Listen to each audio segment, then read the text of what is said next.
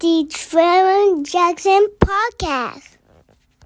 One more time, I want to give a round of applause to LL Cool J because even God rested on the seventh day.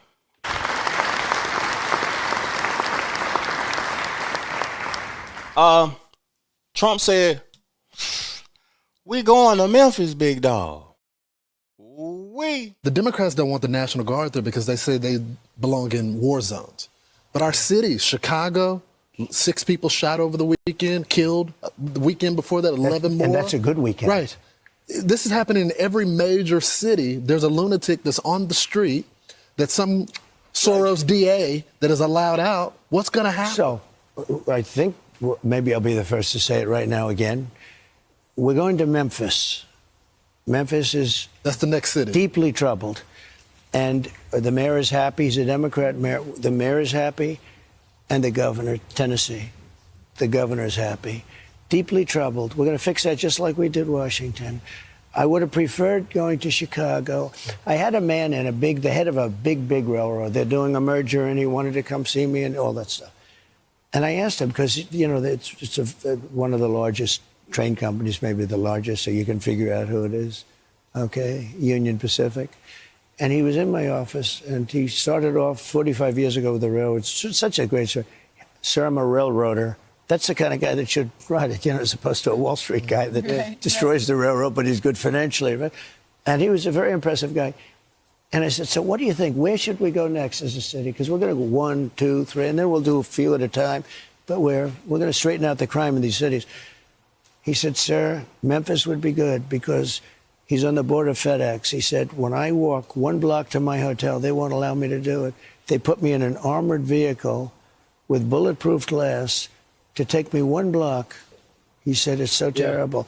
I said, let me ask you a question. So we're going to Memphis. I'm just announcing that now, and we'll straighten that out. National Guard? National Guard and anybody else we need. And by the way, we'll bring in the military, too, if we need it. But National Guard. But Memphis is, look, it's a great music city. It's, home of Elvis and everything else. But I said to him, where else should we go? Where would you say?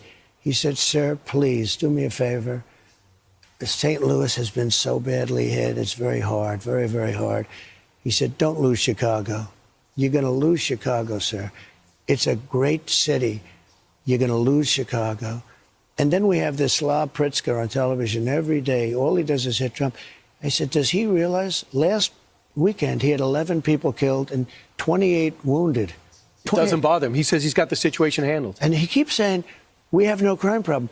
The week before, he had a week where he had 72 people injured and like 11 died. But if he does 5, like you just said, 5, that's a good week.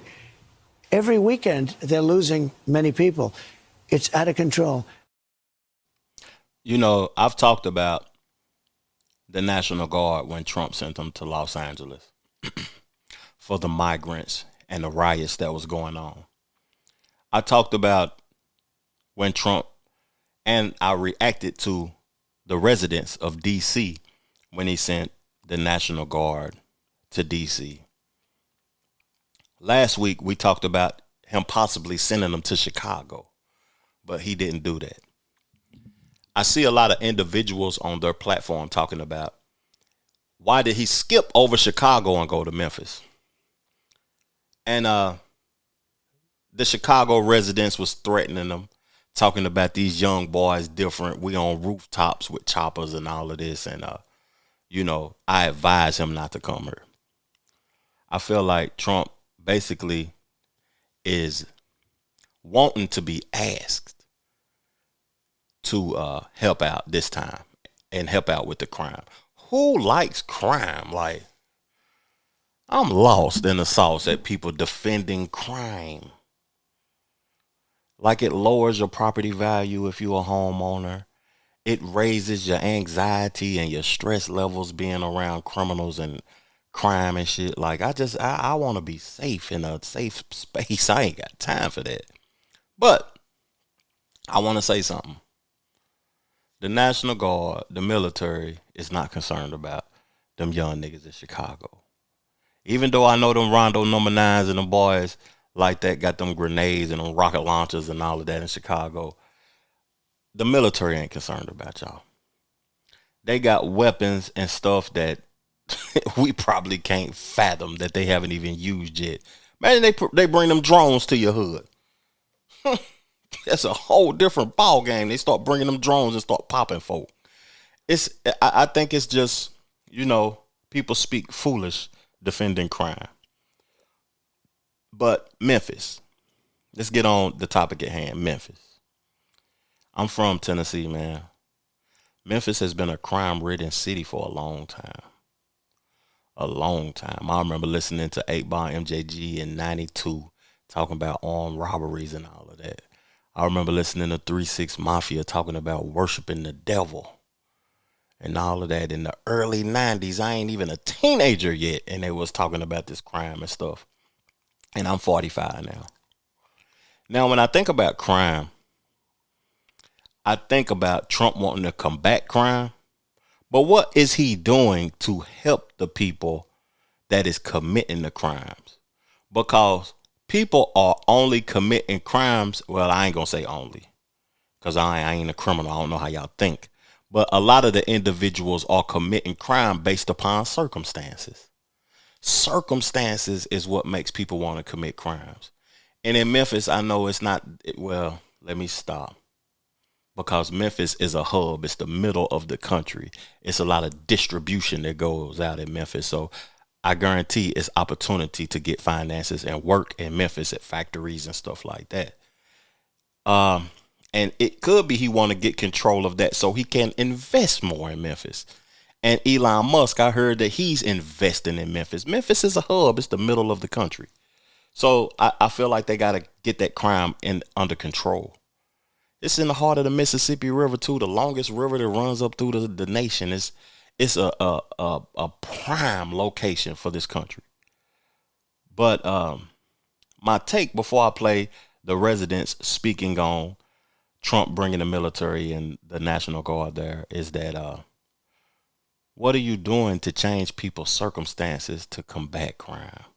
Because I guarantee if wages was accurate to a livable wage, it wouldn't be that much crime. Real talk. The National Guard to Memphis. It ain't gonna stop the crime. It ain't gonna stop what's going on. We need help. We need some men to step up and get these young people out here in Memphis to stop doing what they're doing. I think it will be a good thing for them to come to Memphis. For one, it'll help out with the crime here. Data from the City of Memphis Safer Communities dashboard shows there have been 22 murders in Frazier this year and 409 aggravated assaults, with 131 of those incidents involving guns. Well, it has gotten out of hand over the years, and I think with the task force and other help from other agencies that they can come here and help Memphis with the crime. Frazier resident Carla Little tells WREG that the deployment of the National Guard could help make Memphis safer. However, some Memphians disagree. The National Guard ain't gonna stop it. The MPD ain't. The state troopers ain't. The National Guard wasting time and money. Send them back to the White House, Trump. That is an interesting take that brother gave about them wasting money, because it is a lot of money being, put into that for that certain amount of time for them to combat that crime that they could use to put into the community, though. But the government has already been putting money into the community. I feel like they're tired.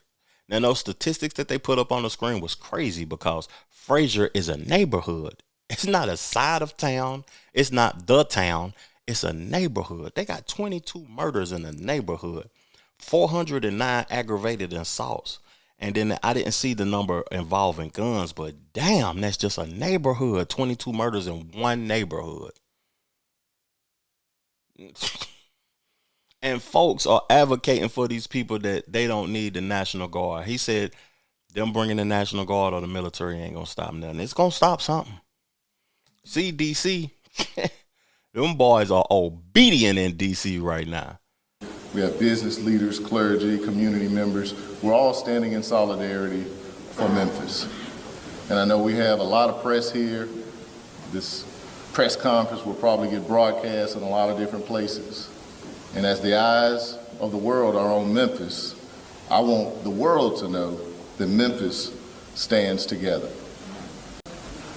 This morning, we learned that the president and the governor are looking to bring federal resources to our city, which include the National Guard, which they have the authority to do. I want to be clear, I did not ask for the National Guard, and I don't think it's the way to drive down crime. However, that decision has been made. And as mayor of the city that I love, of Memphis, Tennessee, my commitment is to make sure that we work strategically to ensure that this happens in a way that truly benefits and strengthens our community. I want to note that we have been making progress as a city on reducing crime. 13% overall reduction in crime in 2024, 19% reduction in violent crime, 29% reduction in murders, 37% reduction in car thefts, and that's in 2024. And on 2025, we're on pace to beat those numbers. We've been executing a very deliberate strategy, one that focuses on identifying the most violent individuals and groups in the city, and we've seen success. We've invested in a citywide camera network that provides the technology that allows us to capture criminals more quickly. We've recently had a successful FBI initiative in partnership with MPD that has produced significant results. And because of the work and the tireless efforts of our law enforcement, we're seeing double-digit percentage reductions in crime across the board. And I believe that what we should do is double down on those strategies that we know work. I think it's important that I say here as mayor that we know the work is not done. Our city is still far too high on too many of the bad lists. And we're committed to putting in the work to making sure that we do just that. I want to speak to the reality that far too many Memphians feel. Just over the past couple of weeks, we had a beautiful 901 Day celebration, our only holiday, the only holiday that we celebrate. No other place in the country, 901 Day. Beautiful celebration. The event was scarred at the end of the night, after everything was over, because we had teenagers that had a shootout. We had a home in Hickory Hill where 4 residents were shot in their own home. I had an event last night, just last night, where I was walking through a festival, and there was a daughter that chased me down to hand me a letter that her mama had typed for her to give to me and put in my hand, where she talked about her son that passed away in 2018, and she's still looking for answers. So the pain of violence, we feel it. We know it all too well. You know, my take on this conversation ain't gonna be too long-winded because, you know, I'm fatigued with violence and division, people not unifying, wanting to evolve, gang culture, stupidity. It's at an all-time high, I guess because people are talking about it more on their own platforms, but I'm just tired of it. I want to ask y'all a question, though. Do y'all think what Trump doing with the National Guard is beneficial to combat crime? You know, also, I want to say, does he have an agenda, really, so he can be able to monopolize these cities and create something and use these cities for his own financial benefit? What I want to say to that brother, though, who was just talking, the mayor of Memphis, progress and stuff is irrelevant. You shouldn't even have mentioned about the progress. Even though it's doing better, people are tired. We seen what happened with y'all police officers when they killed that young brother earlier this year and a few years ago, and those police officers who did that got off. People are tired, dog. I'm tired of violence. I'm sick of it. Wake up now, America. The Trevor Jackson Podcast.